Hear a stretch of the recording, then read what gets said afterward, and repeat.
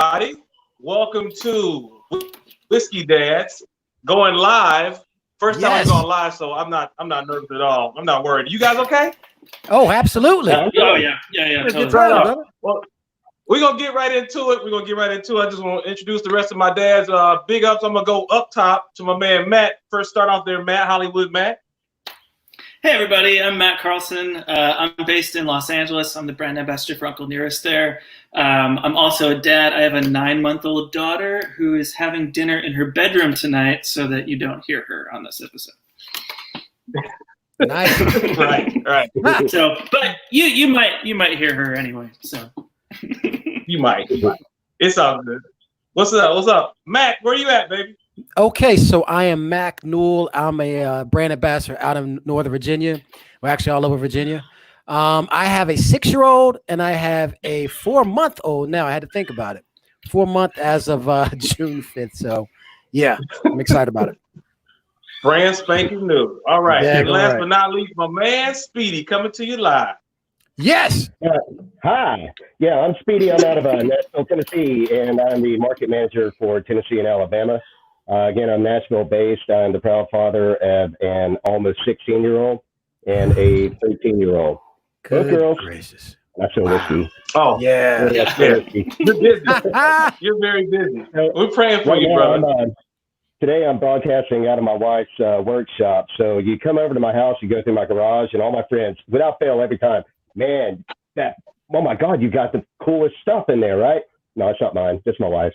That's pretty much. It's like, Oh, yeah. I Wow. got a little table set up over here, man. Oh, with a my cocktail God. and all that stuff. There you go. Today, but yeah, I'm renting today, man. Bottom line. There you go. Looks good, brother. Like a true whiskey dad. You gotta take what you get, brother, and make it happen. That's Facts. what's up.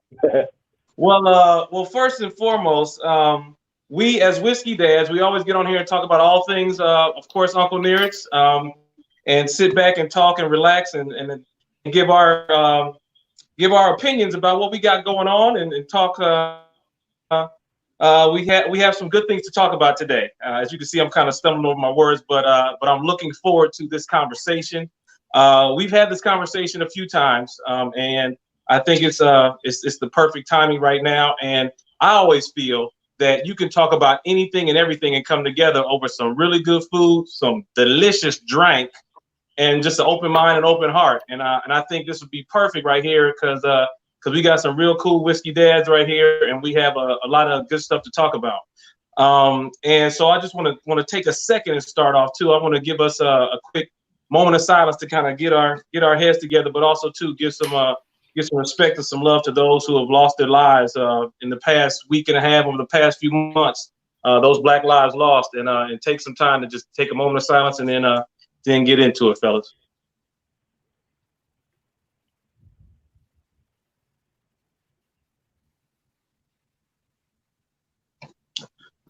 All right. Amen. Amen.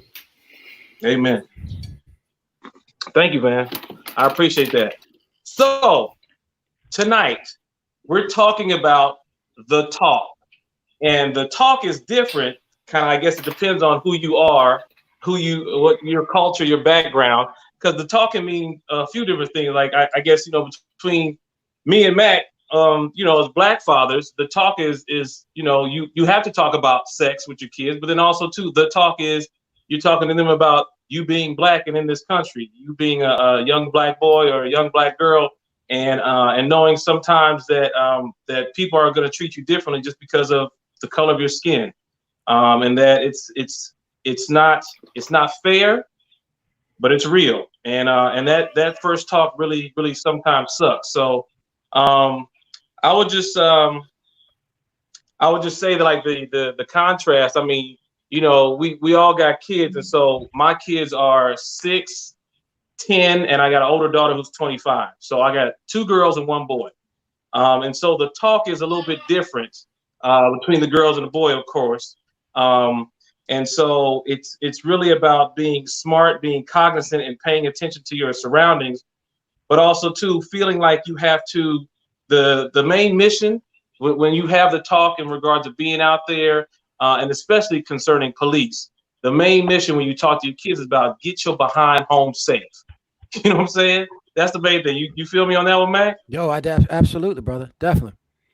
I mean, if you. Oh, okay. I was about to jump in, brother. I'm excited. Yeah, go ahead. Go ahead. I just want to say this real quick. I mean, man. Right. Well, look, I'll say this, man. I mean, for one, do y'all see these live chats, these live comments?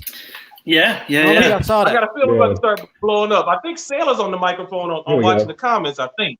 Really? I think it's gonna she's gonna be replying to the comments for us. Is that who Uncle Nearest Premium Whiskey is? Yes. Does I see that? Okay. Yeah. Shout out. There we go. I love it. Okay. Well, I'd say this really quick. Shout out to Sailor. Absolutely. And thank you guys, Uncle Nearest, for doing this. This is awesome. I do believe that this is definitely one of those talks that, no matter when you have it with your kids, and I'm going to be brief for this first, we'll go around, but, that talk I had actually with my daughter, of course, my son being 4 months old would not know what a word I'm saying right now anyway. But my my daughter being 6 years old, we started having that talk when she was about 3. This is a crazy thing. You actually don't know that you recognize it at such a young age, but I can tell you her first major issue with it happened right around the time when she just turned 4. And that's because the school she was going to was pretty much all white. There was no other black kid, period. Not only in her classroom, but in all of junior K. So, because she did this little junior K program, she was the only one. And what I mean by black, I'm sorry, I mean other, completely. Nothing else. So it's white kids, one black person, and that is my daughter. And so that was it. And the thing about it is me and Ashley have both been in that situation. And it's definitely tough because the kids, they recognize it. Let's be honest. I mean, if something is different, they're going to call it out. So, one kid told her that, he went to her and said, "Hey, you can't turn red like I can." And so she was, she thought about it for a second. And I guess she kind of held that because I didn't hear about this until months later. And she's like, "Yeah, why can't we turn red?" Or something. I was like, "What are you talking about? What do you mean you can't? You can't turn red. What are you talking about?" And she was like, "Oh, I can't turn red." And she explained the situation. I was like, "Oh, okay, I get it." I said, "Well, listen, here's the thing. For one, do you want to turn red? I don't know. I'm just saying. That's something you don't want to have to show. It's not all that great. And I was like, that seems like you get mad or you're embarrassed. Luckily you probably don't show it as much. But I did understand it, and it kind of took me to that place of, man, we're having that talk. And that was, I think, as a parent, especially a black parent, you mentally go there and you go, wow, okay, we're in this now. And this was 2 years ago. And back then, somebody had just recently gotten killed by police, which is quite often anyway. So, we started that conversation a little bit light, and we just explained that, being brown, and we showed a lot of different examples of being brown. Luckily, the world is not what it was back when I was young, where it was kind of hard to find people on TV or different examples of people being brown. And to be honest with you, one of the people that we actually showed was Fawn Weaver, because we wanted to show her a brown woman. And so I was like, hey, so it was easy to do that. That was so immediate. And she was like, "Dad, I thought that you made Uncle Nearest." I was like, "No, but I'm so glad you think that." But I was like, no, not Dad. But but in a lot of ways, and then it became one of the biggest things, especially with girls, to kind of keep this thing a little bit more brief. Like I say, long story long, it became a thing about hair. And that's a huge conversation to have with little black girls. And, the whole thing about it is as far as how her hair looks, how her hair is different, and how other people see black hair. For some reason, they are drawn to it. They want to touch it. They want to feel it because little black girls, they get braids, they get everything. And so they get little beads, and they do all this stuff. And so it's a spectrum. Right. And so we had that conversation. And, I'll be honest with you. Oh, I see Hershey Warren up there. I know Hershey. But the thing about it is, I'm just saying that conversation starts. I think now, what I really want to show, when I showed her one big thing, especially in the DMV, you guys all saw the big Black Lives Matter on the streets in DC, which, to be honest with you, was quite tremendous.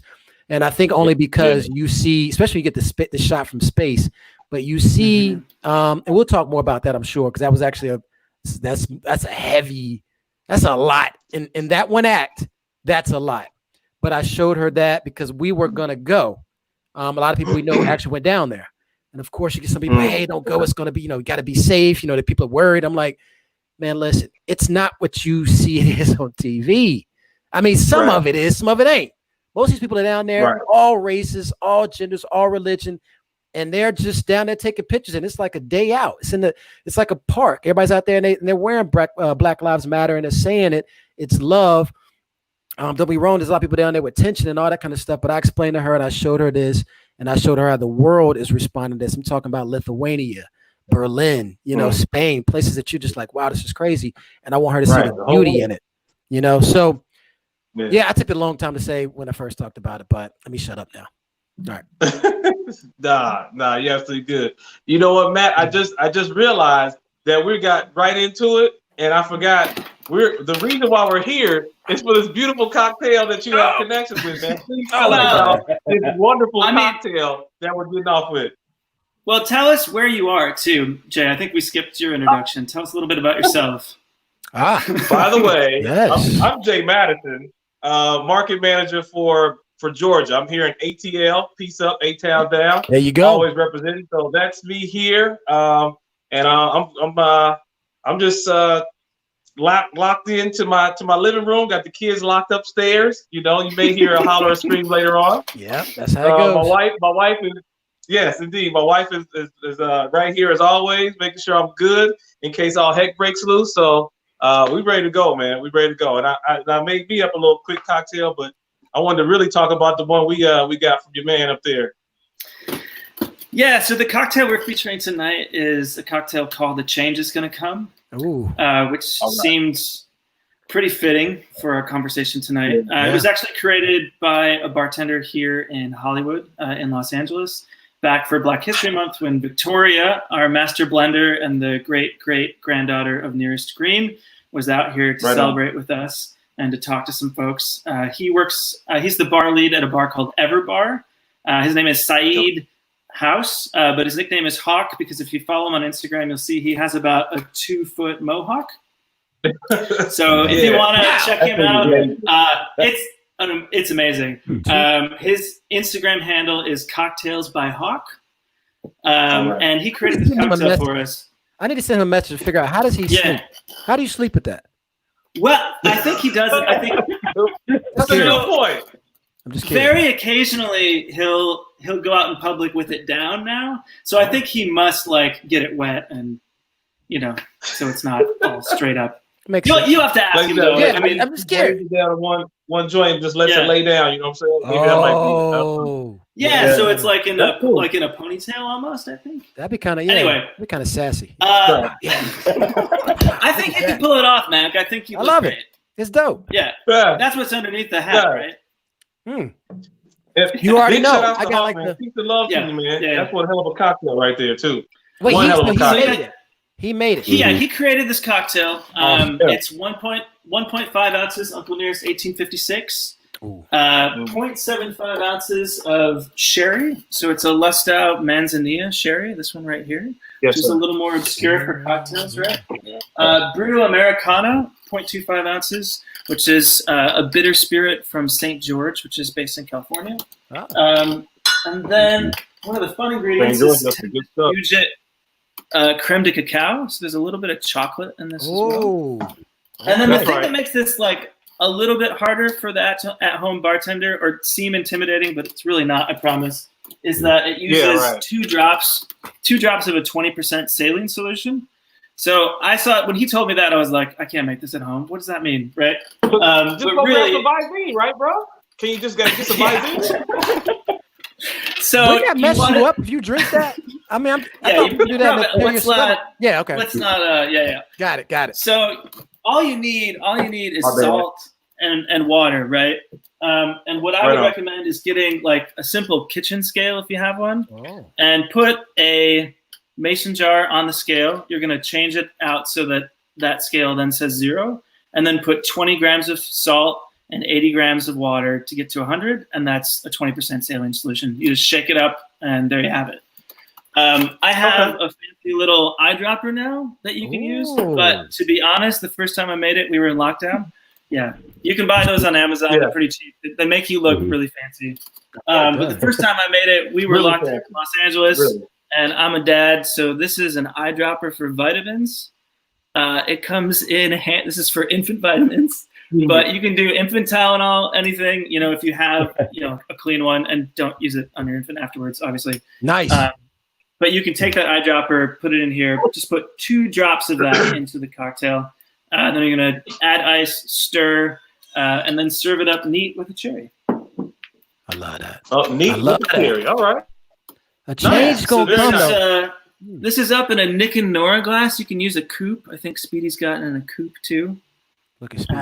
Yeah. Look at Speedy. Look at his. Good God. I gotta work on my. I gotta work on my. One thing I'll tell you. 20% saline solution. I was like, is that really salty? And I just tried some of it straight. It's really salty. So the ocean, I looked it up, is 3.5% salty. If you've been in the ocean, this is 20%. So it's it's salty. You see that, Matt? You look that up. You looked that up about the ocean. This dude. Yeah. I love it. We have a research. That's what I'm talking about. Well, shoot. Well, peace and some love to Hawk, man, for coming up with that delicious cocktail. And thank you, sir, for giving us the rundown on that, man. That's a name. That's a serious name right there, though, isn't it? A change gonna come. And a change is definitely gonna come. Jeez. Now, who's saying that? Anybody know who's saying Sam that? Cooke. That's Sam Cooke. Sam Cooke. I'm just checking. Jeez, bruh. I'm sorry. Maybe hey, man. Is that for me to answer? I was about to get my car taken, bro. My bad. My fault. Oh, okay. I didn't know. No, but I was just another piece of history is that song came out in 1964. Which is more than 50 years ago. Come on. And I've seen in more than one image from protests around the country, people having that on a piece of cardboard. And it's difficult to see that song still has as much meaning and purpose now as it did then. And I know we're making progress, and that's what we're going to talk about today. But I thought it was a pretty important cocktail with a perfect name for us to feature tonight. Oh man, that track, that is one of the most hauntingly beautiful, powerful tracks I think ever produced. When you hear that song and you hear the power in those words and in his voice, and you also know that the story and life of Sam Cooke, man, it definitely sends a message through your body. So I imagine this drink right now is sending a message through your body as well, and I hope it's just as powerful. Right on. So let's let me kind of craft this in a way of what's going on now with the killing of George Floyd and of course Breonna Taylor, Ahmaud Arbery, where this has come to the forefront. And I really think the reason why it's so much attention is, of course, because of the craziness and the instability and just the new normal of coronavirus keeping everybody in, right? Boom. And so based upon that, when they see all this, all of a sudden, everybody has their full attention. Because if everything was just regular, we would be out running and gunning, doing our thing. And for Black people, it's a shame. But part of us, and I'm just speaking for myself, part of us have become desensitized because we're so used to seeing this, which is a freaking shame. Yeah. And so the part that sometimes had me so emotional to a degree, because I was everything. I was sad. I was mad as hell. I was fearful because I'm thinking about myself, my son, my relatives, everybody like that. And just really just disappointed, like, man, when is this stuff ever going to stop? And then you look back over time and see when things happened in Ferguson and Black Lives Matter were out there, and then it was like saying Black Lives Matter was a bad thing. It was like when Colin Kaepernick was taking a knee to protest quietly, that was a bad thing. It's like, I don't understand, and I couldn't get it where these things are seen as bad, where these things are and people are like, Black Lives Matter. Yeah, well, all lives matter. But I mean, it was funny because I saw a post on Facebook where it was kind of similar, a few different things. But I saw something where a comedian was talking about, saying all lives matter. That's like saying, someone asks you a question like, do you love me? And, like your wife comes up to you, Speedy, and she's like, do you love me? Or you ask her, more importantly, do you love me? And she's like, well, yeah, I love everybody. You like, Yeah, try that. You're like, Try no, that. do you love me? She's like, yeah, I love everybody. You know, all Try people that. are good. I love them all. You're like, okay. You I know, bet you or do. saying like Black Lives Matter does not mean that your life doesn't matter. It's just the fact that even saying Black Lives Matter is crazy in and of its sense. Yeah. To have to even explain that we matter. Yeah. You know, to have to even speak for we matter is just, it doesn't, it's crazy. Like we're looking not even just for rights to even matter as human beings, but we're looking for civil rights. We're looking for equality. And it's to say something in protest and speak out about something that's so obvious to us and feel like we should be ashamed for standing up and say something. It's like no. And I think that's why this has really charged the entire, a lot of people within the population to be like, okay, wow, we see it. Okay, that's enough. Okay, now it's time to stand up and truly say something, because Black folks been catching hell for a long time. And finally, in coronavirus, stuck there watching TV, you sat there and watched a man lose his life on camera. I mean, that was just, dude, I mean, that blew me away. But I mean, what was your take on that, fellas? I mean, just how do you think about that from what I'm saying? And again, we're in a place where we're cool. Like we're family, y'all. I mean, like me and Absolutely. Mac, Speedy, Matt. I mean, we're family. So I mean, we shoot the straight with each other. So that's why I thought this would be a great episode with us I to like get how you on clean here that up. and handle some business. I like how you clean that up, Oh, Jay. yeah. I would have said shooting something else, but you like to shoot the straight. That's you doing this on the fly. That's people don't understand. This is good. It's live. Good man. I love it. Hey, we got people watching. Yeah. I'll jump in here. I would say something that really was profound for me that I realized, it's hard to say this time around, right? Because it's happened so much. My sister lives in South Minneapolis, which is where George Floyd was killed and where all the protests started. She has a 7-year-old and a 10-year-old son. And so she had to explain to her boys how it was possible that a white police officer whose job it is to serve and protect was able to murder a Black man that he was supposed to protect. And then also at the same time, try to explain to those boys what systemic racism is and structural and institutional racism. And for me, what I realized is that for so many white people, the conversation that we're talking about is a choice. It's not a conversation you have to have with your children. Yes. It's a conversation you should have with your children, but you have to choose to have that conversation. My sister didn't get to choose, right? It was in her neighborhood. But that's privilege.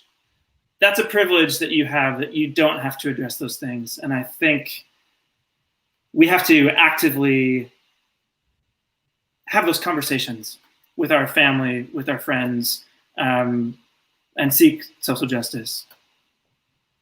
Amen. Good point. Right on. Right on. Yeah. Let me say something real quick. Speedy, tell me, man, because I was about to say, Speedy, because you got teenagers, man. I know that conversation is a little bit different and their experience is different. So how have things been going in your household? What's going on? Well, it's been two very different conversations with each of my daughters respectively, because one is middle school. And, she goes to a school actually where Caucasians are in the minority, so she doesn't really get what's going on right now. She understands that something really bad happened, and we've had that conversation. But the one that's been more engaging is the one with my oldest, who will be 16 next month. And, this is one example, it's no matter what, you're coming to someone with umbrage. When it comes to seeing someone lose their life on television, it's like, how the F is this still happening now? We've seen this movie. How many times? Yeah. How many times does it have to continue to happen? So when I'm talking to her and, she's asking me, the first thing that was out of my mouth, I'm not saying a lot. It's my job to listen right now. But here's one thing, and here's where I was corrected. I'll be 46 in a couple weeks, And I mean, you guys know me. We've had very frank conversations. Yes, sir. Good thing for whiskey. I'm picking. So I'm a hobbit. I age a little slower, but back on task. I love it. I love it. One of my responses to her was, "Hey, what am I going to say to my friends? How can I help?" But then, a colleague and a dear friend of my wife's had a very good point. He said, as an African American, I have to tell you, what you're doing is you're asking the victim to tell you how to fix something. You cannot put the onus on the victim. It's up to, white people to help to make this right, to get in, to call out, to castigate the people that are, just throwing out epithets left and right. The time is over where, I hear something I don't agree with, where I write the say-hole off and just walk away and write you out of my life. I have to call that shit out, right? I'm sorry. I have to call this stuff out right now. No, you're fine. Okay, I'm glad that slipped out. Because, here's one thing, and it's, I have these so-called Christian friends, so-called Christian whoever that I interact with, that I bump into on the street, and they're offended by my 4-letter word. I am much more offended by your 6-letter word. All right? That's what's up. So take that to church and pray on that. All right? So I said S-H-I-T. Well, what's coming out of your mouth, you're going to have to explain to God at some point and go to sleep with that at night. All right. So going back to my daughter, I will say I went full dad on them after the COVID. Okay. So for roughly 90 days, I'm just trying to, give them a semblance of normalcy. I told you about the ferrets that I got for them a while back, emotional support ferrets is what I called it, because they needed to win. Right. Okay. Well, I got a little lax. I got a little laxed on them, and, it's, chores went out the window. It's like I'm finding myself, my wife and I are both working from home, and thank God for that. Okay, so we're working, but I'm cleaning up the kitchen, and it's like they're like monkeys at the zoo throwing poo at it, and it's like, come on, man, pick up after yourself. You're 13 and 16. Let's go. Do a little help. And finally, I lost my stuff one day, and I was like, I'm going to challenge you guys to pick up something around here other than a cell phone. Well, guess what? My oldest daughter this past week, she responded. All right. She asked me over the weekend, this past Saturday, she told me that there was a march that was going to happen during the week, this past week. And it's going to be organized by teenagers, and she would keep me informed. I said, okay, perfect. 100%. I'm all about it. Let's see how this one on Saturday, last Saturday goes. And there were some instigators at that were not part of the actual protest. I digress. Moving on to the one my daughter wanted to go to. All right. Sorry, everyone, to the public. I'm a little guy with a big mouth. All right. My friends know this. Now, with my oldest friend, Michaela, we call her Mickey. That day, she asked if she could go. I said, 100%. I'm working in Nashville Market today. I will take you. Just, make sure and have your location services on, blah, blah, blah. Make sure to pack a bag. I've got waters for you. I've got masks. Yeah, we got masks. Right. And she packed a bag. So I inspected her bag before she left. And what that child did was she went and looked up, she packed a medical bag, Band-Aids, solutions, if anyone was tear gas to help wash out their eyes. Wow. Mr. Rogers said it himself, man, his mom told him when, the S is in the fan, look for the helpers. That's right. I got a helper. Amen. I've never been so proud of that child as I am right now. Good man right there. There you go. I love it. That speaks to you and your wife, man. You're doing a good job, bro. You're doing a good job. I'm very proud of you right now. Well, thank you. But I think that child is who she is, despite her father. Yeah, they come like they are. I mean, that's the truth. I'm looking at my daughter now, and she is who she always was when she was 3 months. Like they are who they are. But parenting definitely played a role in that, Speedy. So that's dope. Oh yeah. Now, you're good. Go ahead. Yeah, from looking back over it, in regards to thinking about your kids, do you remember going back? Do you remember your first experience with kind of seeing racism or feeling racism, or just you may not have known what it was, but like, this ain't right for the first time? Do you remember what that was? You know what? Speedy, go ahead, man. Oh shoot! All right, go ahead, man. I'm about to jump in. I'm excited. Look, I'm gonna say this real fast. Go ahead, man. I don't even remember. I'll be honest. I can't tell you my first. No, I really can't. People have asked me that before. They said, "Do you remember your first time when you did this or that?" I really don't. It's just I got in my life certain things that popped out that were probably effective to me. because even when things happen, you know they're racist, or you know that it's based on the fact that Right. you're black, but you just like, yeah, but so many things are. It's such a layered You're so used existence. to it. Yeah, which is Yeah. weird, right? I mean, it's almost like you remember the first time you were a boy. I mean, I don't, it's like yeah, I guess I do, but I don't. You know what I'm saying? It's like it's a Right. part of just your Right. existence. But I will say this real fast about that. I think that when you are presented, just like my daughter, when she was presented with this at such a young age, I think she knows it was something to do, of course, with her color, but she doesn't know Mhm. what that really is yet. She doesn't know what really she calls it being Right. brown. She always like people say black, but I'm not black. I don't know what you really mean when you say black. We have to explain. Well, this is what we call black, even though the color is brown. It's just a kid doesn't understand all that. Mhm. So it's Right. amazing when we Right. have to explain, because when you start having to explain what black is, see, that's different than what your skin looks like. Mhm. It's just so amazing, Right. man, how layered that small concept of how you look to other people and yourself, what that brings out or what that really means and signifies. But so I really don't remember my first time, but I will say this: I do remember when things happened in my life. Most of these things, I was a lot older when they affected Mhm. me, and I'm one of those that was, I guess, had a different upbringing. I was considered privileged from a black perspective because of what my parents did, what kind of work they did. My dad was a doctor, my Okay. mom was a lawyer, and so it was always the Cosby Show kids, all Oh, this kind of stuff. Yeah, Cosby for sure. all Okay. day, All all right. day. So all day. Watch out. But the funny thing about that is when people, especially within blacks, we do this. We do that a lot, and we will We go do. ahead and we'll ostracize each other. Oh, you're this kind of Yep. black. You know what I'm saying? Mhm. And we have that own thing that goes on in there as well. But the odd thing, if people were to know, the household was nothing like you would expect it. My dad grew up cropping tobacco, barehanded back when he was a teenager, and worked up and Right started on. getting different jobs and just became a surgeon, no doubt. My mom used to be a maid. She cleaned rooms and she cleaned houses for people, and ended up going to law school and became a lawyer.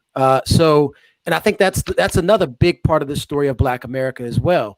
Those that came up in in certain conditions and the way the country was to them and still would be, regardless of what they do as their profession, didn't matter because they saw their race first.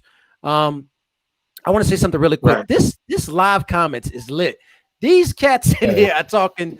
I wish I could address some of these comments. I know I'm getting a little bit off real quick, but shout out to y'all right now in the live comments. I mean, I see all of you. The ladies, Yeah. y'all are definitely going really hard in there, which I This is love. a lot. The fellas, I mean, we're gonna do a talk where we talk about some of the questions later, though, right? Are we gonna mention some of Yeah, or you can I address gotta whatever feel you see we coming need up some too. more. Okay, because I'm telling you Yeah. guys, Yeah. there's This a lot is of definitely need some more. there's a lot of comments in here, man. We want to attack them, but the next person can go. I'm talking. Whoever the next person is. Well, from my standpoint, it's like I kind of identify with you and saying like it's with so many instances of it, it's kind of hard for me to go back and be like, when was the first time I knew I was black, or I felt like it was a problem for me being black. Like I felt racism. So like, hey, because I was born, I knew I was black. So my dad was my dad. I'm kind of similar to you, man, with the background of being extremely fortunate. Where my father was an HR executive and my mother was a school teacher. So I grew up in a very nice neighborhood. It was funny because, like you're saying, so in Cincinnati, Ohio, which is where I'm from. Peace out, everybody from Ohio player. And so I grew up in Cincinnati. In the neighborhood I was in, we lived in at first. I was in Paddock Hills, which was a very mixed neighborhood, middle class, real nice, white, black kid, everybody all together having a good time. Then we moved away to Detroit and then came back to Cincinnati. When we came back, we moved into North Avondale. And North Avondale was kind of like probably 80% white, maybe 15% black, and then 5%, Asian or Hispanic or something like that too, from that standpoint. But there was North Avondale, and then there was just Avondale. And I remember being a kid, being on the bus. Sometimes people would say North Avondale, and I mean, people would ask me where am I from, and of course I would say I would worry about saying North Avondale because then black kids would be like, oh, you ain't, oh you bougie, man. You know what I'm saying? You good, you know what I'm saying? Or the way you talk you talk as if you're a white guy sometimes. So I would get that sometimes. So sometimes it would be like I would hang, but I mean, I was always, well, whatever school I went to, it was always just like a crew of us that just hung around. And I mean, I was always black, I was always never worried about who I was as a black person. And I think that came from having a strong father, a strong mother who let me know who I was and to have pride for who the heck I was. But within black folks, sometimes there's a separation, or like you're not black enough. But I have to tell you, like, one quick experience that I do remember specifically. I was with my dad driving, and we were going somewhere like going downtown or something like that. And Pops got pulled over, right? So the cop pulled us over, and I remember specifically, I was on Reading Road. For folks from Ohio, from Cincinnati, Ohio, we got pulled over right in front of the old Frisch's, right there past Martin Luther King, and got pulled over right there. And I remember specifically, man, the two cops actually get out, and the one cop comes up to my dad, asking for his license. And my dad, I remember my dad saying in the car, he was like, "Relax, everything's okay." But from the standpoint of, you got to say as a father to your son, relax, everything's okay. Like at the time, I think I was like 10 or 11. I don't really remember like that. But I just remember dad saying, relax, everything's okay. And so he gives his license, all that stuff. But his partner came on my side and actually was standing, facing me in the window and had his hand on his gun and was just looking at me. And I remember my dad looked over to the window. He was like, "What's he doing?" And his partner, he's like, he's making sure he got my back, just a routine stop. So he's like, "But why is he standing there with his hand on his gun next to my 10-year-old son, as if he's gonna do something like this? You're just pulling me over for a traffic ticket or speeding. I don't even know if I was speeding." And the guy, he's like, "Do me a favor, man. Tell your partner to back away from my son. Like that's not necessary." And I remember my dad being so pissed off. And I mean, it's the first time I saw. I mean, I could truly see my father's emotions and see how he was talking to the man. He's trying to remain reserved and not escalate the situation, but he's so mad that this man is standing next to me, a kid with his hand on his gun, as if I'm gonna do something. And that's the feeling that you have. That's that inner rage where you as a man feel like you're treated like less than a man. You're treated like a boy. I mean, you're even called boy sometimes, by people, and they just think it's cool, but that's extremely derogatory to a black man when you're a black man and you're called a boy or you're referred to something like that. Speedy, it was a great thing you just said right there, where you said you're a hobbit, and I thought about that. So something like that. Think about it, where I know you run into situations where because of your stature, people either look down to you, talk down to you, or think that you're not as like, if a 6-foot guy, he'll try and like step over you or something, or talk crazy to you, and that makes you like, man, you out your freaking mind, like you ready to knock somebody out, right? Little do they know how skilled Speedy is. Yeah. We're gonna give him we're gonna go to the dojo, bro. Yeah. Okay. Well, I'll say this. But I think that may be part of it, is because of your size or your height is a lot of times you got messed with, right? And so after a while you're like, oh, hold on, man, I'm gonna have to take care of my business because people keep testing me. That's kind of a feeling that you walk around with as a black man, where you're constantly tested by everybody in society, but especially cops. Cops. I mean, they can be so disrespectful. It's like, dude, just talk to me like a man. And half the time, it won't even escalate. What happens a lot of times, black men just get sick and tired of being spoken to as if you're a child. Like, dude, who are you talking to? Like, I'm damn near 48. And if I got a cop that hops out and starts talking crazy to me who's 25, 26, I'm like, slow your roll, bruh. Like, who are you talking to? That's my take on that, man. And see, with the story you just told, man, that's something that, as Pasty McWhitey over here, I've never really had to deal with my kids. But I mean, in the last week, our friend Chris from Denora up in Minneapolis, I saw a printed interview, and I saw and when he was on the panel with Fawn last week, the conversation he had to have with his child, that he's going to have with his child. I saw a documentary on Showtime recently burn, mother effer, burn, and it's about the Watts riots in the 60s and then followed up with Rodney King, with the riots that happened when we were in high school, and Right. with that, at the very end of it, how they punctuated that documentary is guy that had been, shown throughout it, calls his son over, 12-year-old son. He's like, hey, come here, sit down. All right, now tell everyone here what you are to do if we get pulled over by the police. Okay, well, I want to put my hands on the dashboard so we can see my hands, and that way there's no trouble. And he's like, that's it right there. Right. I had to explain to my 12-year-old son to put his hands where the cops can see it so they won't have a reason to kill him. I have never had to have that conversation with my kids, and I don't envy that, man. My heart sank when I thought, really? Yeah, something's lost. Something's lost when you do that. Yeah. This, I think that the whole thing, man, honestly, with this, and I don't mean to get away from your conversation. And I'm sorry, Matt, did you want to say something? Because I'm about to take a left. No, go for it. Yeah. Well, the only reason why I'm sorry is only because I'm looking at these comments, and so many of these people are saying they've gone through similar situations, or they're just amazed at how this stuff is going. And I'm just looking at this, and it's insane. I do want to say this, man. I don't know where all the people from the comments are coming from right now, where you guys live. I think somebody said Chicago, but I will say this: right now in the DMV, one big thing about it is, I'm telling you, there is, of course, there's tension in the air with this whole thing, no doubt. I don't care where you are. There's tension in the air because it's big. It's powerful. And almost the good thing with this is that there's no true leader on it. Like I will say, before in the past, where you had one march, one leader who that they can kill off or assassinate or whatever it could be, or shut up or whatever it might be. Now you don't even have that. Too. Right. Very, very much so. Like that might be part of it, though. That might be part of it, Mac. Like if you stand to be a leader, you like, I got a target on my back, and so does my family. You're like, golly, what the hell? I'm gonna tell you, it's so funny, man, because especially when it comes time for like Black History Month, and they always say, "Oh, Martin Luther King Jr. Let's do all this stuff and study Martin Luther King Jr. How great Martin Luther King Jr. was." And people say, "Man, yeah, but you forget, he was the most hated man in his time. He was assassinated. He was killed.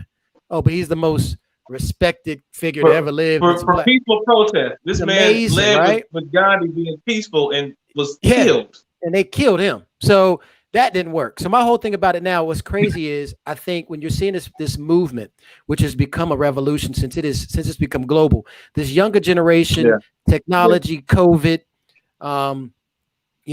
post Me Too movement, all these things almost like they had to line up. I saw this really good post. Somebody said maybe 2020 is not a bad year. Maybe 2020 is a year we've been needing. You know what I'm saying? It's like when you have like a problem or something, and I don't know, like you go outside and you see, somebody gets bit by a fire ant, and then you unearth, dig up the earth, and you see it's a whole house of fire ants, and they kind of just scatter. But the whole thing is, maybe this was the year we needed, right, to expose all of what's there, and be able to grow as a global economy, because I mean, not economy, a global world, because I think a global community. So I think the whole thing about it is, it's not so much about Black Lives Matter specifically when it's around the world. It's about a human right to not have to be hunted down and killed because you are Black. That's interesting, right? Like, like you said, Black Lives Matter. That's crazy. You have to just say that. And of course, we all know all of us on Earth we matter here, right? But obviously, there is something that is wrong, and this systematic inequity, which I'm so glad people are saying inequity instead of inequality. God, I'm so glad they're saying inequity, because that's such a bigger point to what they mean by systematic. You can't just say inequality. We know inequality right now. That's if you give us, anything equal, that's not enough, because you have something that's been going on for hundreds of years. So inequity is a much better term. But again, I digress. I'm getting a little excited. I got some Uncle Nair's flowing through me. So you good? Yeah. So I get spirits. This is what's happening. Matt, Matt, I thought about this too with the I remember you talking about something that went on with your wife when she was outside, and maybe someone else was walking their dog and started freaking out or something like that. But it's kind of like that thing. You think about that in the mentality of someone like that freaks out. Like if I get on an elevator, somebody's gonna freak out. You know what I'm saying? If I'm walking down the sidewalk, somebody's gonna freak out. Like from that standpoint, man. Like what was that situation and like how you roll with that, man?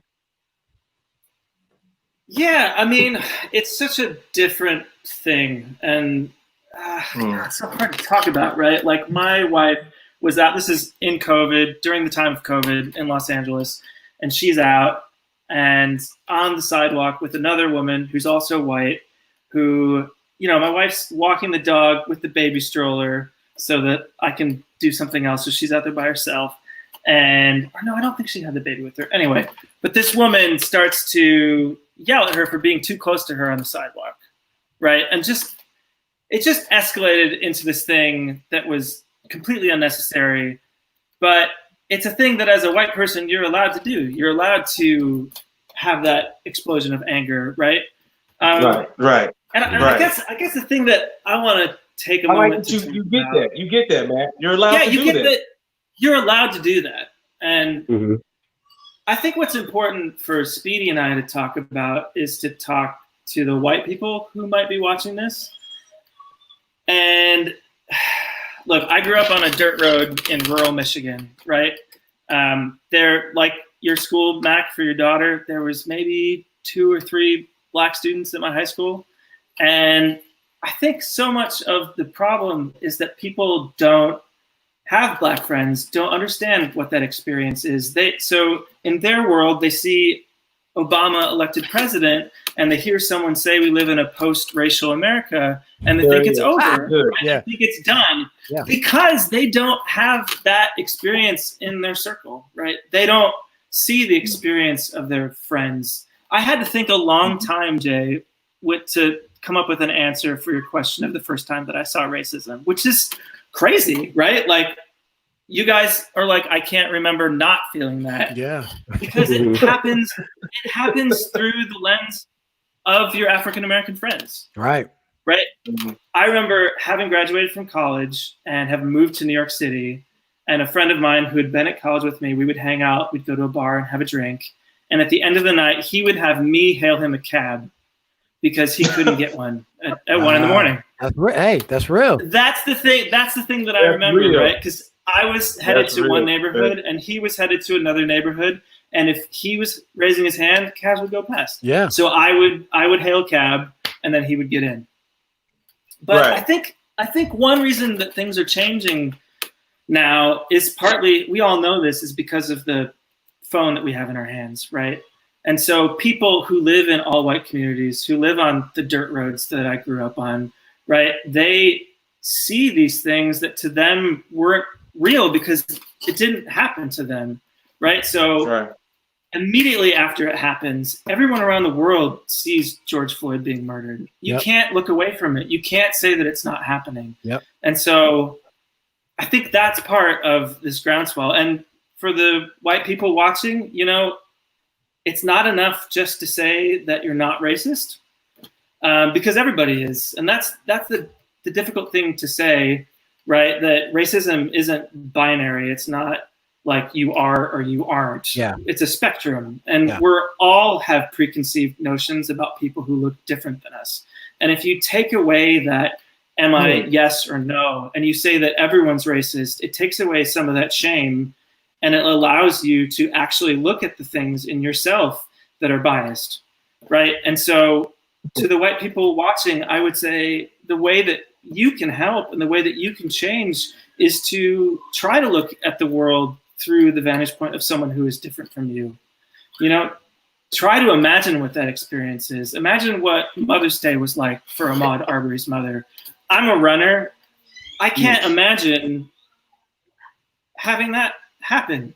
It has never crossed my mind when I'm out running to be afraid for my life. See, that's, Matt, though, real quick, that's a good point, because I'm going to say this, like you said before, I guess before the way this particular, execution live execution was ever shown before. I think a lot of people, like you said, never connected to it as much, right? Into like you hear the story, you see the news, but there's so many other distractions going on. You're like, that happened, that's pretty bad, but moving on. Whereas the Black community, when these things would happen, more and more, it's another reminder yet again that nobody cares. Stay down. You know what I'm saying? But let me say this one thing that's interesting though, and I'm gonna ask you. This is for Speedy and for Matt.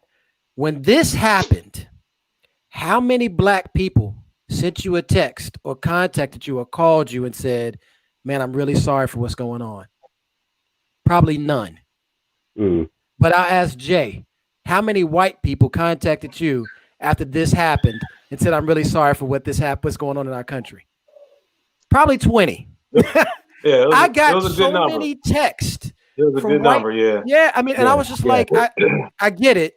You saw it, but it's been there since I can remember.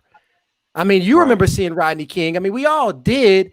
But it's a little different when you Black. I'm sorry, but I mean, you see these kind of things, you hear about it, and that's just a long time ago. But I'm talking about all the stories since. Let's just even say Kaepernick when that happened. You know what I'm saying?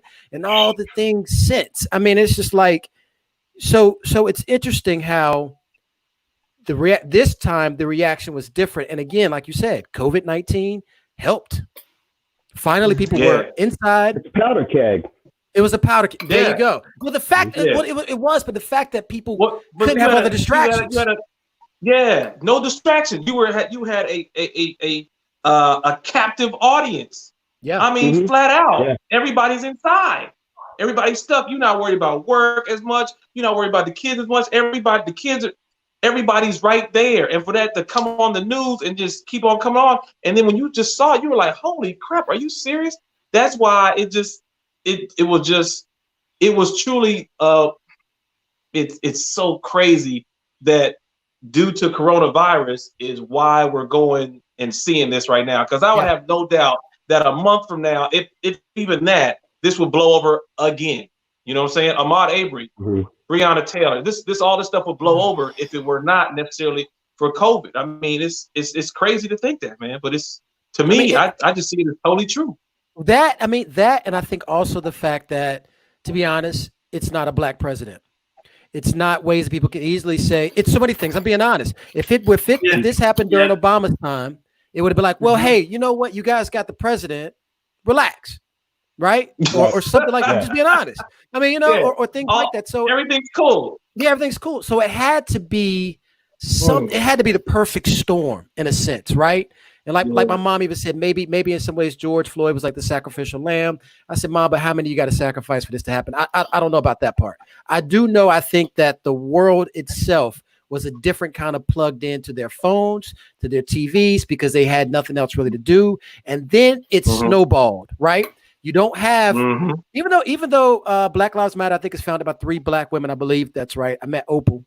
Shout out to Opal. I met her once, but you never saw the names of the people that were quote unquote responsible for Black Lives Matter, because it became something else. It became a human call movement. Exactly. And then from there, like I said, you see Berlin, you see Spain, you see freaking Lithuania. We saw Pakistan. These people are all doing protests. And then you start getting the rhetoric. You always get the rhetoric, right? Protest. Riot. Looters. You get all these different key words, and you know what kind of story you're going to read. Thug. And then you got to realize, okay, here we go. Now we got to paint the picture. And so all I'm saying is, from what I have seen in the DMV, at least, is more of a story. When people send me texts, I don't want to give any names, but one person in particular sent me a text. I'm so sorry, Max, has me sad about what's going on in our country. One of my homeboys. And yeah, he's a white guy. And the thing about it was, I told him, I wrote back, I was like, dude, be happy. I mean, don't be happy that the guy died, no doubt, but be happy to see what the world did. Be happy to see the world responding right now and finally being able to see for their own eyes. Because now we're not waiting for the news. The beautiful thing about the internet, you don't have to wait for the news. The news is whatever you pretty much follow. And I mean, when they did the whole black tiles and you see who did or did not do it, or people doing the blackout, profile as we did with Uncle Nearest, you see who did or who did not do that. You see, whether they mean it genuinely or not, you actually see somebody doing something to say, I see this. I see it, finally. NFL, I see this. I see you. Yeah. I see you. I see the need for equity. I see the need for awareness. Pretty much how we did in the Me Too movement. We in some ways, we saw that finally with that despicable human being. What's his name? The dude that did the whole Me Too movement. He's like the poster child for what you don't want. Harvey Weinstein. Weinstein. Exactly. Yeah. I'm about to say, Hollywood Matt should know that. Matt, you know that. Matt lives out that way. Matt, that's he lives out there, man. Matt, No, I am not affiliated. We know. Yeah. Let's be clear. Matt's not a part of that, no doubt. But he's no. Matt just lives in Hollywood. Yeah, that's exactly. That's all I'm saying. But he's a nice, wholesome young man. But you know what I'm trying to say. I think that in so many different ways, this finally became, people got the awareness, and I'm with you, Matt and Speedy. How do you rightly speak on it without seeming insincere, without seeming ignorant, without seeming I'll be honest with you, it's a difficult time to be a white man. Trendy. Yeah. It's a difficult time to be like trendy because you can't really, it's hard to speak about any of this. You can't speak about think about the Me Too movement, the gay rights movement, you know what I'm saying? The cops killing the blacks. It's hard to speak on it. And I like what Carson says here. Stop saying I don't see color. That's true. I hear that all the time. Oh, I don't see color. Even if true. I won't shut up. A blind man can see color. You need to see color. You need you to see color. I need you to know I'm black. If you don't know I'm black, that is part of the problem. If you don't, that's why you go to these jobs, you go to these organizations, and you don't see anybody black in the executive panel or the leadership. You need to see blacks. You need to see gays. You need to see a representation of the world on that entire executive board. And for all those companies that don't have that, that's a problem. All right, I'm gonna shut up. I want to jump in. Go ahead, Matt. Go ahead. Yeah, somebody asked me a question, Malika, way back in the comment thread about how or why I feel like I was open to the Black experience, even though I grew up in a very rural white area. I think, honestly, it really has to do with, I went to college in Chicago, and then I moved to New York City and lived in New York City for a decade. And I think when you live in a place where you're surrounded by people who are different from you, which for so many Americans, that's just life, right? You start to realize that people are the same. Sure, we have our differences, but I think that's part of it. And then I think also the other thing that I would like to tell white people need to do is to seek out experiences that are different from your own. So, I don't want to give people a homework list, but if you haven't seen 13th and you're white, you should get on Netflix and you should watch 13th. It took me a long time to watch that. I delayed watching that. I did. I understand that because that's honestly, it's for white people to watch. White people are the people who need to see that. Good point. Because you know it and you've lived it. Yeah. I mean, yes, watch it if you want to. But from our conversation we're having today, you already know what's in that documentary, right? Right. Absolutely. So what's so funny, real fast, what's so funny is the fact that you want to watch, you need to watch it, you want to watch it. But the thing was, for me, it was so many times like, do I feel like watching this tonight? I don't feel like going to bed pissed off. I don't feel like going to bed sad. Sure. You know what I'm saying? Like, I need to go ahead and watch this, but you're like, because people look, man, I'm gonna be mad as hell. Like 5 minutes into this joint, I'm gonna be lit. It's hard. You don't want to go to your wife and say, like, "Baby, 12 look, Years a Slave," all that stuff. I mean, any of those movies, you're like, Harriet Tubman, you just like, I want to see it, but good daggone well, you're like, some people see the movie and just think it's a movie, and after it's over, it's done. It's like, dude, we've been living this for over 400 years. Yeah, but, that's a lot, man. That's a lot. I think what happened was we got to a point too when Obama got in office, and I'll take some ownership on that for real. When Obama got in office, you know what happened? Wow. What I think happened to a certain degree, like a lot of black people just got like they were so elated. Oh yeah. And felt so unbelievable that he got into office that we truly were so like, oh, I need to sit down. And we sat down for 8 freaking years while he was in office. Bingo. When we should have been on his ass and everybody else's butt to make sure some things got changed. And we fell asleep at the wheel. So I mean, I personally take that like my bad, screwed up on that for my kids. No. You ain't screwed even up. So, we should have been past that, man. We should, you know, it's like we got smacked in the face for him being in office for 8 years. So therefore we got freaking the guy that's in there now.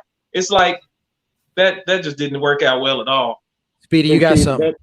Yeah, I mean, you know, when it comes to that, and you ask, you know, what am I saying to, you know, my black friends, stuff like that, I'm not saying a lot. I'm paying attention. The people that I'm talking to are the white people, because I'm calling them out for something. All right. So, you know, what we have to look at, what we have to remember is this is how all this gets washed away is talking points. Semantics are the enemy. Okay, because it's all this tribal politics bullshit. Okay, so it's like, okay, you call somebody out for doing something. Yeah, but did you see what this guy did? That is happening every day. Every day. You could play a drinking game. The first 30 minutes of Fox and Friends, you'd be shit-faced and on the floor. It's you know, so true. I mean, it's every single time. So, you know, what I'm telling people is like, okay, this is a very black and white conversation, no pun intended, but I mean, come on. It's that simple. You break it down. You call something out. There is no reasoning around it. I call you out for X. I expect you to address it. Why? Yeah. Speak to you know? Instead of saying blacks kill blacks every day. What's wrong with this one? Well, I hear it all the time. Right. I got hit with that garbage the other day because I got up, man, and I was inspired by what my daughter did and what I saw with that protest, man. It was completely peaceful. There was not a punch thrown. There was no tear gas. There was nothing. There were no rubber bullets.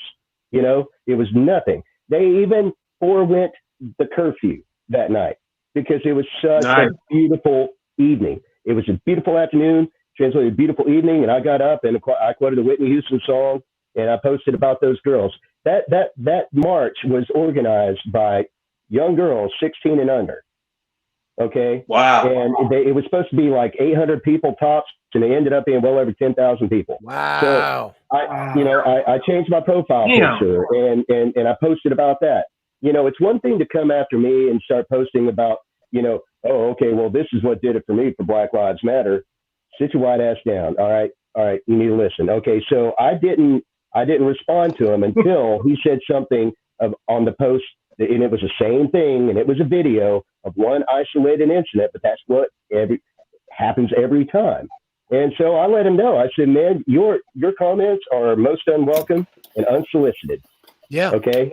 Or unsolicited and most unwelcome. And, you know, it's like, you want to talk to me as an adult, we can have this conversation, but I told him to go play keyboard warrior somewhere else, because here's what's up. I'm not going to sit here and hide behind my keyboard.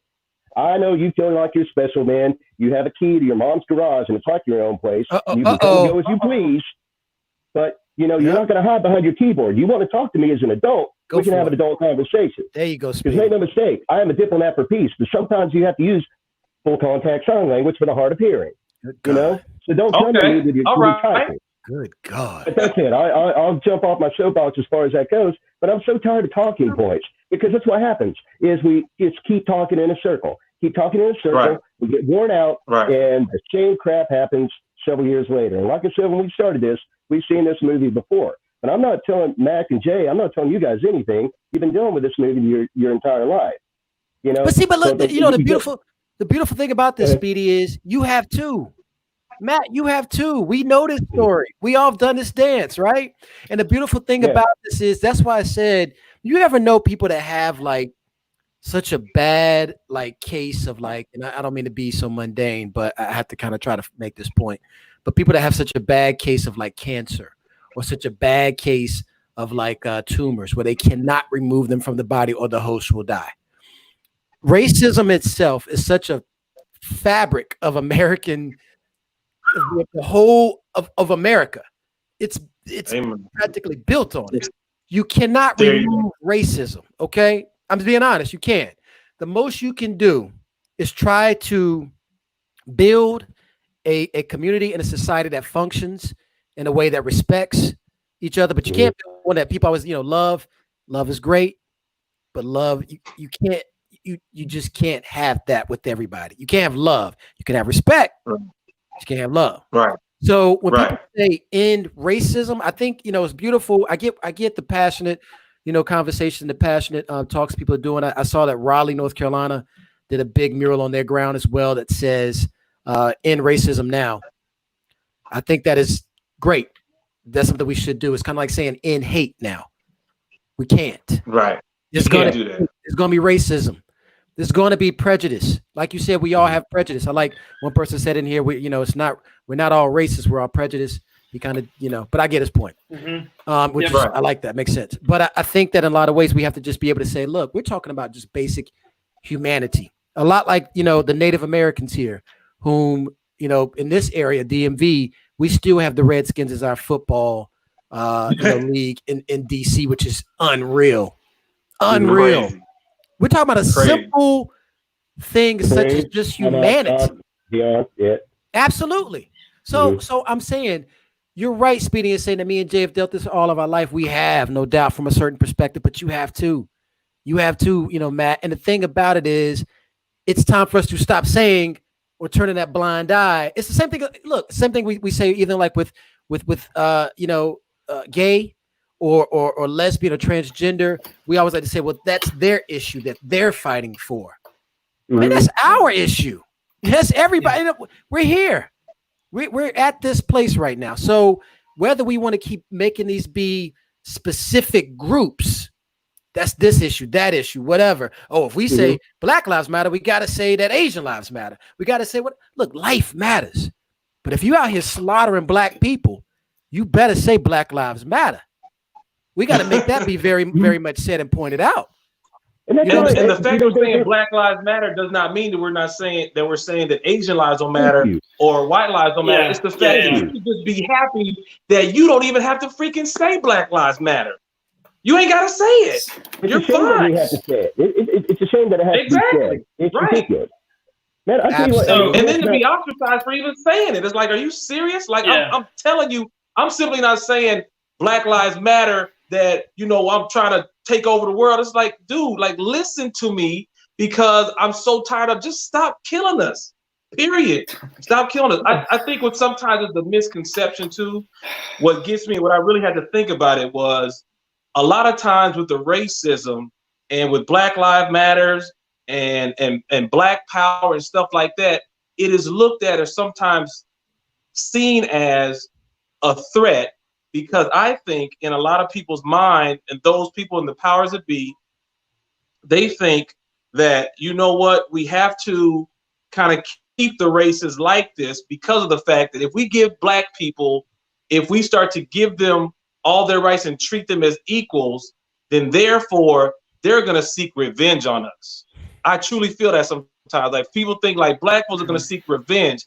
In my mind, Black folks aren't worried about a freaking. There's no way you can have revenge for over 400 years of injustice, brutality, and all this. There's no way you can have revenge over that. All I simply want is true equality. I mean, just take your freaking knee off my neck and let me stand up. Please, that's all I want. Yeah. You know what I'm saying? Just stop the nonsense of holding folks down in regards of everything economically. I mean, redlining. I mean, anything, in regards of just stop all that resistance of something like just let people be free. Let people be free. It's period. I ain't trying to kill nobody. I just don't want you to kill me. Man, look. One thing I love, and I'm sorry, Matt. I know I could just see you back. Oh no. Matt's ready. Matt's I just have a very short sentence to say. That's like, let me get in this. Look, I feel you, but let me say this real quick. One thing I love is with Uncle Nearest specifically, with our company, we have a lot of white people that work for Uncle Nearest. We really do. And the beautiful thing I like about that specifically is that you guys have to go out on a daily and tell the story of a Black man. And that's I was just about to say that. Yeah. It's so interesting because we come a certain place, me and Jay, having to deal with racism a certain way. And I'll be honest, me and Jay have our conversations offline. Yo, man, this is the type of crap I had to go through today. Wow, yeah, I did the same thing. because we understand that particular space of what it is to be a black man telling anybody else, black or white, of the first black master still of America. But the fact that you guys have to go out, and here's the funny thing about it. A lot of times you'll be accepted quicker to tell that story, which is strange. Yeah. Of course, you would come talk about a black man who has a black whiskey. Of course, you would come that way. But the fact that you guys have to come say it, I don't know. Tell me. I mean, do you guys feel that when you're out there in the market? Or they're not as threatening when you're talking about the man that taught Jack Daniels, because some people just gonna fly off the handle. Like, don't say nothing bad about Jack. It's like you didn't even let me speak. Yeah. Mm-hmm. I'm gonna jump in and say the one sentence I wanted to say, and then I'll answer your question, Mac. Yep. I think for white people that get told all lives matter when they talk about these things, what you need to say back is that all lives can't matter if black lives don't. Boom! Oh, Can you somebody put that on a tattoo? I needed a tattoo on me. Because that's what we're talking about, right? Wait, Matt, say that again. Say that again, bro. Say that again. All lives can't matter if black lives don't. I love it, bro. Is that Sailor? Sailor, can you type that in there real quick? Can you write that in the chat? I'm serious. That's fucking that's beautiful. Excuse me. So, but that's been helpful for me.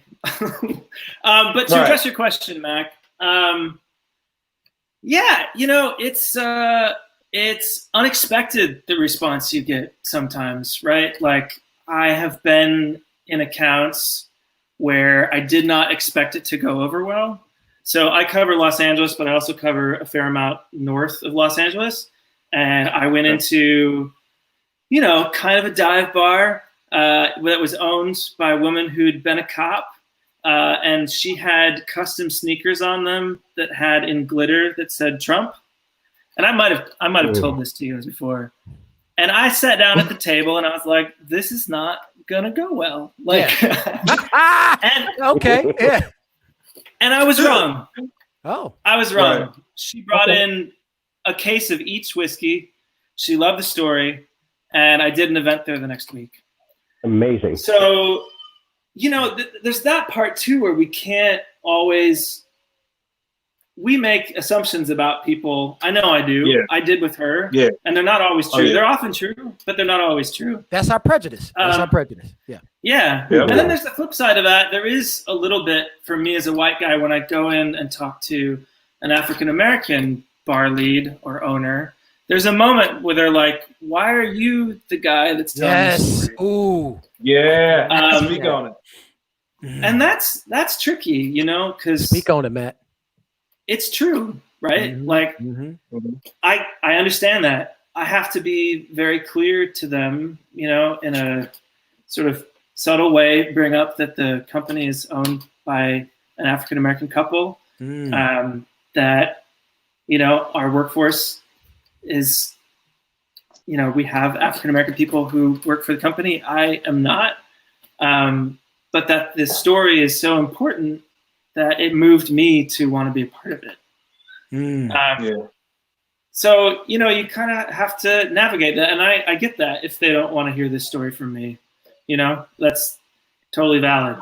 But I think it's such a powerful thing, the way that we were able to frame the story, that it's a friendship, in the 1860s, before, during, and after the Civil War, of love, honor, and respect between a young white boy who grows up to be Jack Daniel and Nearest Green.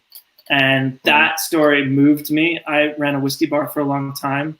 I interviewed with a couple different brands when I left that bar because, I was having a kid. I didn't want to be in a bar late at night. I wanted to work for a whiskey brand. But this is the one I chose because it's not only amazing whiskey, right, which we all know, but it means something. And I wanted to be a part of that. Hey, man, real quick, guys, I want to make sure, because I know that we're saying we got to wrap this up in like 10 minutes. But look, can we all pick at least one comment? I just want to challenge us right now to pick out one comment, because these people have really been taking their time to write in the live comments. I mean, I'm looking at, and I can't even pick out one. But is there a way, just if you can scroll through this, and if there's something you want to address, and let me say this right quick, live commenters right now, if there is a question that you have, please go ahead and type that in. Something you want us to talk about, please do that. Yeah. I tell you, This Hershey this Warren. this looks like we're gonna be doing this again. Yeah, We're we'll definitely have gonna to. be doing I this. hope so. Yeah. My God, I missed y'all. Real quick too. You spoke on Speedy, I love him. for sure, and Take it back. you spoke on this, and I'm gonna have to mention this really fast because of the fact that we're talking about this in regards of having the opportunities, in regards of seeing things and being where we are as a company. Actually, what happens a lot of times is, Fawn has made it clear that from a company standpoint, we want to have the best of the best. So I think about it a lot of times because I have the vantage point of coming from my family, but coming from a school. I graduated from Morehouse College. I'm a fraternity brother, Kappa Alpha Psi. So in regards of what I see in my perception and what I've been around, I know about in regards of Black people. Like my perception of Black people is completely different because I'm used to seeing Black excellence. And so when you're talking about, need to see African American stuff like that, executive board, for instance, I'm gonna put this out there. I might get killed, but I'm gonna put it out there. We have a director of marketing position available at Uncle Nearest. We have a director of marketing position available at Uncle Nearest. Anyone who hears me knows good and daggone well there is so much African American talent. Not to say I don't want nobody else, but I'm looking in regards of who we are as a company and the story that we tell. There's so much African American talent. You know someone. It's on LinkedIn. The position is director of marketing. Apply. Look at the requirements. Make sure you tight on those requirements. Make sure you read that book, How to Grow a Brand. Be on top of your stuff. You can do that for real. But I'm just gonna put that out there because I have the platform. So therefore, I'm going to take advantage of that platform. But I know that we as a people, we are not giving as many opportunities. This is a chance right here, flat out, period. And I also wanted to, I don't know if you guys saw about it, but it was something that happened to, I forgot his name, the guy who's married to Serena Williams. The Reddit guy. Yeah. Red. He gave up his position and said, fill it with a Black candidate. I was like, wow. Yeah. That dude I was was like, that was huge. Yeah, he went a little too hard. I was like, I don't know. Serena should have said, ho. Don't hit sin. Wait a minute. You done hit sin. Wait a minute. But he's good. He's good. Regardless. But the fact he's like, you know what? Fill my position with a Black candidate. I mean, that's a huge step. And a lot of people are like, oh, that's affirmative action. No, it's not. How is it affirmative action if you've been put in such a hole for 450 years and all of a sudden you're supposed to be like this?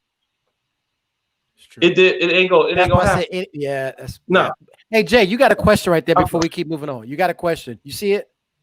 Would Jay have sold the same amount of cases to the Trump shoe lady if he told the same story? Doubtful. It's funny because a lot of times it's like me and Max say, like there are some accounts you could walk into, you'd be like, this is not going to end up good. And a lot of times for me, it is sometimes it could change. You could be like, I hope I totally had that wrong. But a lot of times, majority of times, it is like that. They'll listen. They may listen to the story. They may just be like, no. I remember going into an account specifically, and as soon as I said Uncle Nearest, he's like, I don't want to hear that crap. Yeah. I was like, it's really good whiskey. He's like, I don't want to hear that crap. You talking about you stole it from from Jack Daniels? I was like, I didn't never tell you we stole anything from Jack Daniels because of Jack that we know about Uncle Nearest.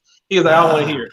Because he already had in his mind. Isn't that something? That this is bad. Yeah, already in his mind. I was like, you know peace what? and love to you, bro. I'm out. Okay, look.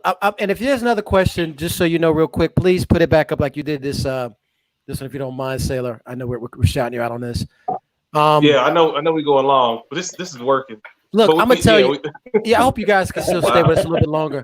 But real quick, I want to shout out the ladies real quick, specifically in the live comments, and I'm being honest in this because I believe that our brand has grown substantially because of the women that's behind it supporting it. That's just the honest truth. I really believe Black, white, Asian, Hispanic don't matter.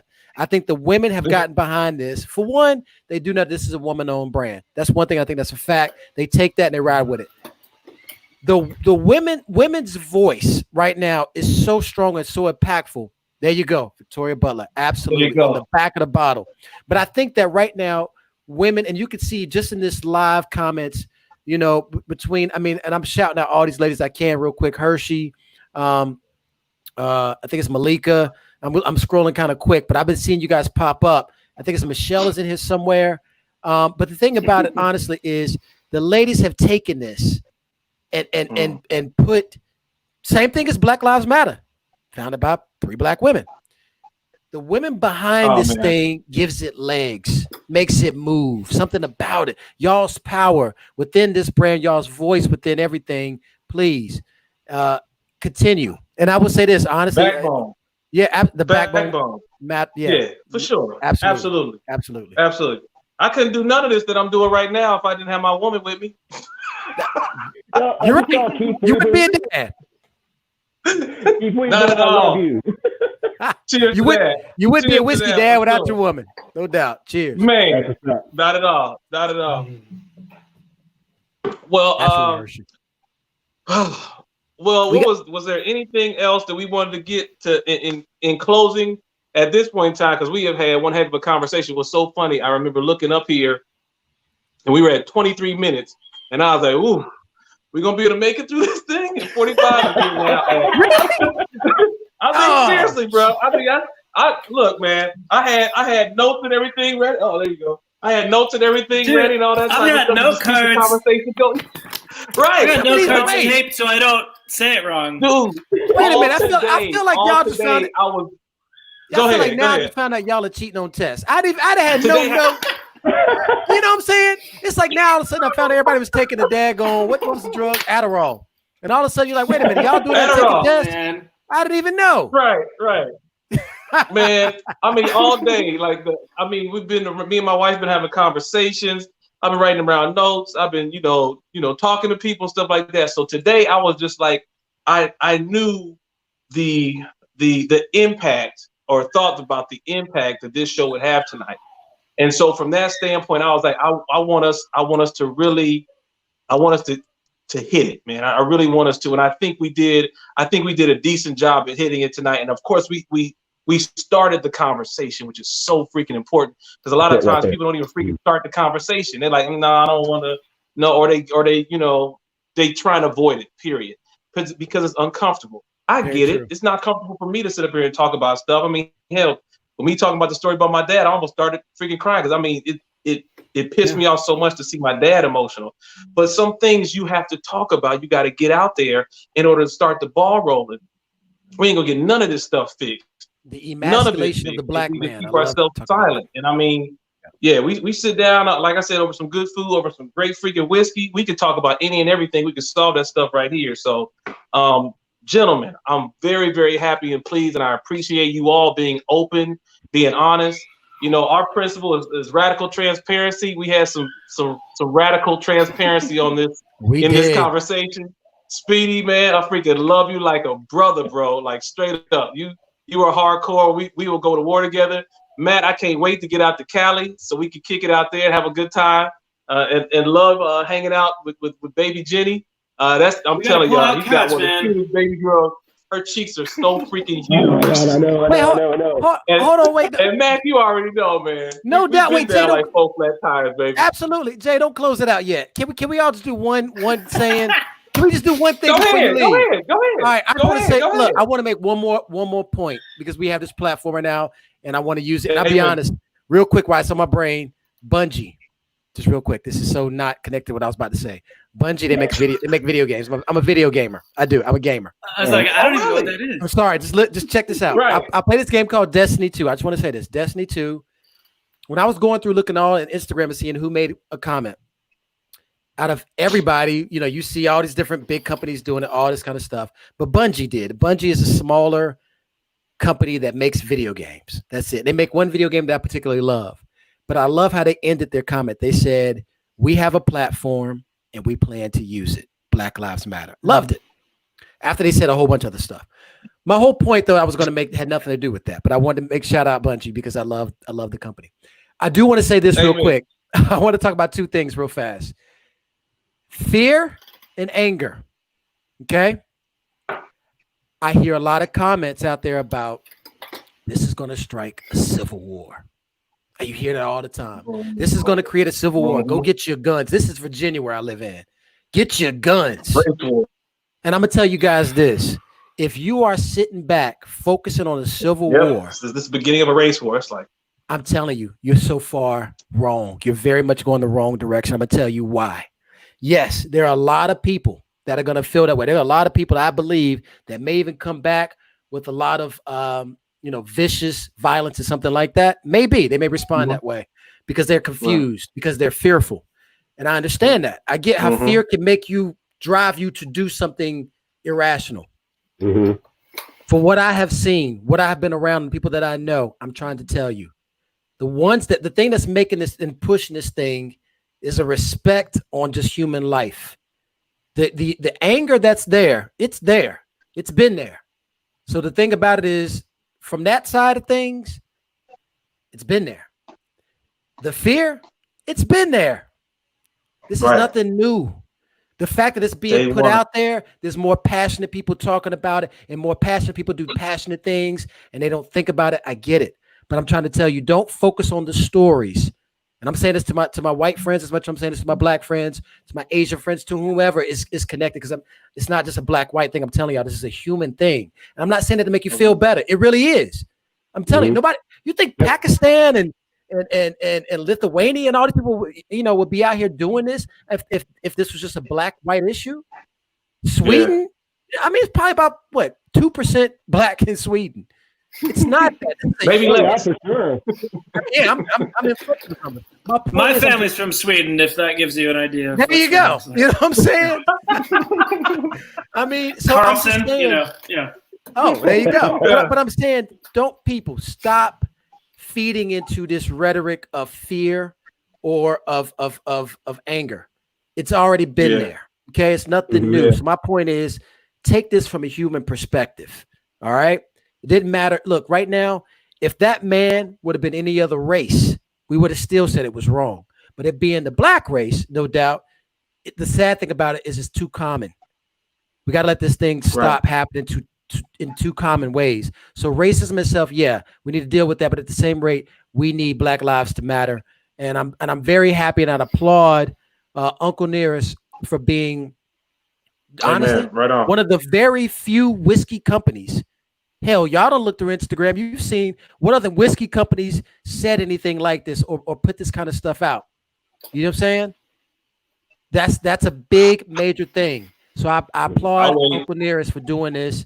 And that's my closing points. I'm pretty sure everybody wants to make one. Maybe not. Yeah. But be aware of yes. I'm just saying, don't feed into the fear. That's my whole thing. Don't feed into the fear. Yeah. And I'm not. And I'm saying, don't lie to yourself and say this is love.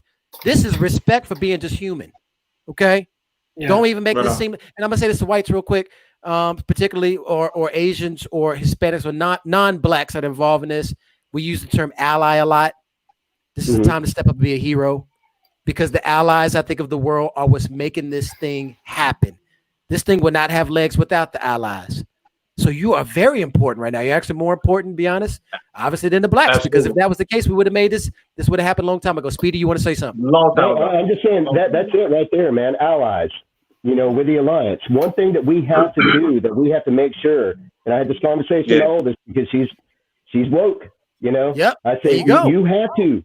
You have to make sure to keep a straight mind. All right. Remember the alliance. Remember the allies. Okay, because no matter what, far extreme left, far extreme right, no matter what, you get lost in that tribal politics, right? So like people that are supposed to be like so liberal are so liberal until you disagree, right? And then all of a sudden, go for it. We cannibalize each other. All right. So what's going on right now? We need to keep this momentum, man. We need to remember the allies. And so somebody makes a misstep and go back and see what Obama, when he had that interview talking about woke culture, man. It's like, make sure that we're taking care of each other. Yeah. Somebody has a little misstep, and it's like a bunch of attack dogs, man, just like piranhas, and just eating everybody to the bone. Remember, we are allies. We are in this together. Let's see it through together. For once. There you go. For once, throughout all this stuff, let's see it through. Because again, man, I mean, we've seen this movie so many times. It's time to see the end. Done. I love it. There you go. Let's have a beautiful life. I'm gonna leave Jay with the last word, and my closing remarks will be brief. They're directed at white people. and I would say, don't let yourself get busy. Don't let yourself move on to the next thing. Remember the moment of the last 10 days, in 3 months, and in 6 months, when you're asked to step up, when somebody says all lives matter, when somebody says something, when it comes around time to vote again. We have the privilege of choosing to do something because, like I said at the very beginning, it doesn't affect everybody who's white. And you have to be vigilant and remain active. Nice. Thank you. Thank you on that, Matt. That's awesome, brother. Right on. Thanks, man. Jay, you see that comment? You see that comment by I Sailor? would just. Did you see that comment by Sailor, Jay? By make sure we say that at the end because we want to make sure we put that out. But I mean, just to remind you. Wait, which one? I did not, but I do want to make sure. Well, I want to first and foremost thank everyone at Uncle Nearest who helped us put this all together. Yes. That is who we work for, and that's who I'm so proud. I know we all are so proud to work for. Fawn and Keith Weaver. I know y'all been checking us out, and thank y'all for your beautiful comments. And everybody on the whole UN team, we freaking love you all.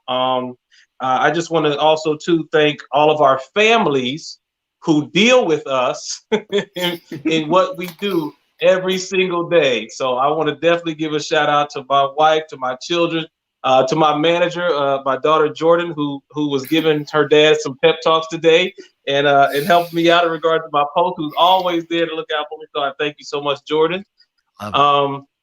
My parents and everybody, all the folks who looked out for me, I put up on Facebook, my Morehouse brothers, my Kappa brothers, Spellman sisters, everybody AUC, all my homeboys. It's so many people on here who support me, and I really, really, truly want to thank you all for affirming what the heck I'm doing. Like, I feel like I'm in my lane, and so I just want to thank you all for tuning in, for supporting me as much as you do, and because you're supporting me, you're supporting the brand, the Uncle Nearest brand. I mean, there's so much pride that resonates within us, all of us, Black folks, but also to everybody who. Period. This is an American history story. This is a whiskey story. So everybody, I just want to truly thank you all. Thank you for hanging out with us. There was a great cocktail. A change is going to come. So peace and love to my man Hawk for that cocktail, man. Y'all go check him out on all social media and stuff like that. And also too, he's at Everbar in LA. Is that right, Matt?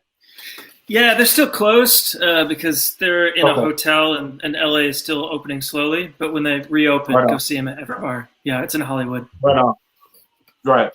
And to everybody out there, please continue to be safe. Pay attention, you all, because with all the protests and everything going on, folks are in close proximity to one another. So start putting your mask on. We have something within our organization, within Uncle Nearest, My Brother's Keeper, in which we're actually getting out masks to African American communities. But also too, we have our branded masks too, which we're going to like different restaurants, bars, off premise, like the stores and stuff like that, and handing out masks to people to make sure they have their mask on and you stay protected. So COVID is still going on, y'all. So make sure you stay safe, stay protected. And then the last thing is, in case you want to and you are still not able to get out, you can go onto our beautiful website, unclenearest.com. And you can purchase Uncle Nearest online. I think it still have the code Liquid Gold for free shipping. Tell him, Mac. Mac is really good. Mac is so good with the radio voice. Go and get that Liquid Gold. It's just gonna make you feel like gold. It's gonna work well. So in closing, I mean, we really appreciate everybody paying attention to us and taking the time on a Sunday night to check us out. Whiskey Dads, we're on here monthly. And we always got something good for you. Always check us out on IG Live, on Facebook, Uncle Nearest. You'll see all of our podcasts. And also, too, we have our YouTube channel, which is Pound the Rock. And you can see all these podcasts in one spot. And so you can keep up with us and everything that's going on. So that's about all I got to say. Hey, y'all, keep the faith. We got to cheers. Keep working at it. Keep going. And we want to raise a glass to Uncle Nearest, to all those folks that have been lost, that have been forgotten, and that have been put in darkness. We're bringing out more light right now. So we're going to cheers to you and thank you for your love and your sacrifices. We're going to keep this party going. So thank you all, and thanks for hanging out with us with Uncle Nearest and Whiskey Dads. Cheers. Cheers. Thank you. Cheers. I think that's a wrap, players. That's a wrap, folks. Thanks, everybody. That's a wrap, folks. How do you stop Thanks, everybody. Stop it. I don't know. Who I do it. Stop? Hold on. Here we go. Taylor, how do we stop this thing?